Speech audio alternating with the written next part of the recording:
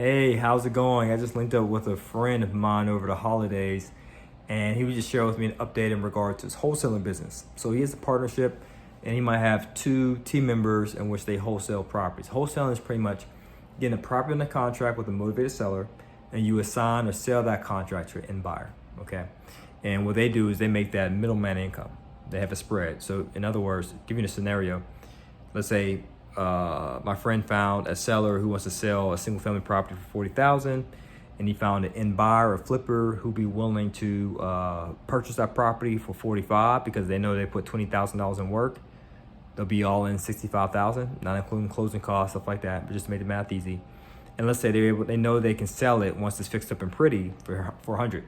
So the flipper knows they'll make 35,000 profit, not including closing costs, off that deal. So they'll be happy to give my friend $5,000 for that $40,000 property and pay $45,000 for it.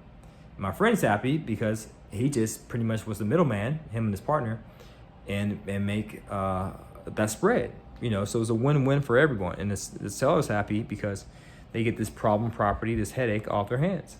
Okay. Now the dilemma he's running into is in regard to his marketing expense. So I know many people, they tend to see wholesaling as a really great way to get started in real estate because, as I just shared, you're just being the middleman, right? In that scenario, my friend didn't have to bring his credit to the table. He didn't have to qualify for a mortgage. He didn't have to have full documentation in regard to his income, such as W-2s, tax returns, 1099s, in order to qualify for any financing.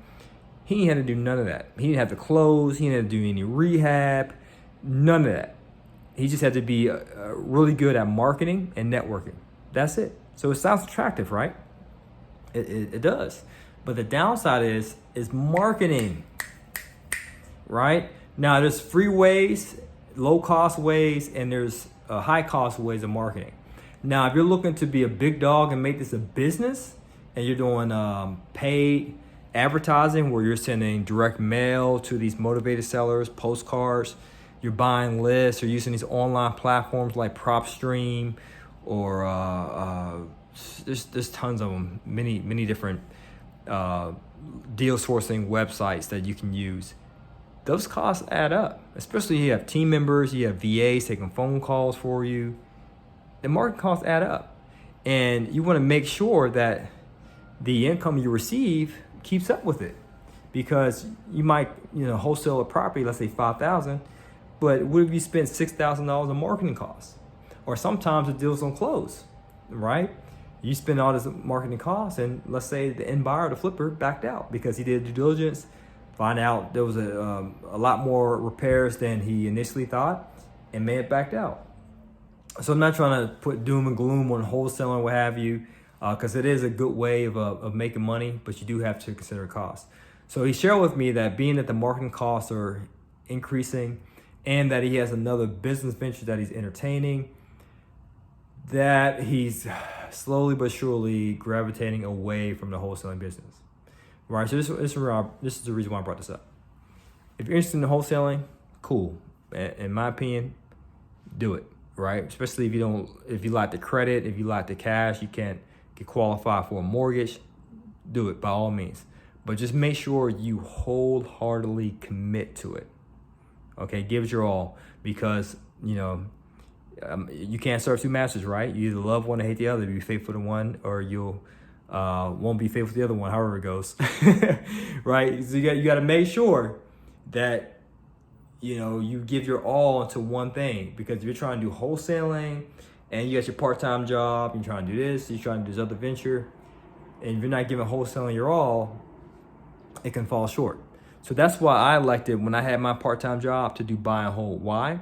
Because I can do all the legwork up front to get one property, and after I get that one property, I'm done, right? Meaning I get a property, I get rental income. Of course, I can deal with property management. Either I manage the tenants myself or I hire a property manager, but I do all the legwork up front to the point I close, and I just get cash flow, right? And then I repeat that process again. So my thing was to buy a property every 6 months, which is doable, right? That's not going to eat up all my time, all my spare time, to buy a property once every 6 months. And I had to make sure that the returns and cash flow that I was looking for was there by focusing on multifamily and not single family.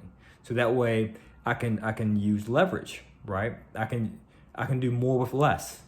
Instead of me spending 6 months getting a single family, let's say the wholesale, I can spend 6 months getting a 10 unit for buy and hold. So I don't have to focus on wholesaling a deal every single month so I can have cash coming in. I can just buy and hold a property once, wait another 6 months if I choose to, and buy another one. That was an easy course of action for me to take. Easy strategy, easy plan, to the point I kept building up my portfolio, building up my assets, building up my cash flow and my returns. To the point where I had enough rental units by the time I was 30 years old, I said goodbye to 9 to 5. And once I say goodbye to 9 to 5, I still buy some more multifamily properties, but it was like a part-time gig. And I no longer had a full-time gig because I quit my 9 to 5, right? And it was just beautiful at that point. And so that's what I encourage you to do, right? If your end goal, and we're pushing a new year, if your end goal is to quit the 9 to 5, get passive income, then I say jump into multifamily. And you might be thinking, well, Juan, I don't have the credit, I don't have the cash. There's ways around that. Just because you don't have credit or cash or a mortgage doesn't mean you're forced or obligated to do wholesaling. You still can do multifamily. You just gotta tap into creative ways of going about it. Now, if you're interested in learning more about the creative ways to finance your deals to get started in multifamily, we have a free training for you. All you have to do is check the link below in the description. As always, guys, it's to your success. Continue to earn passively, live passionately. Peace.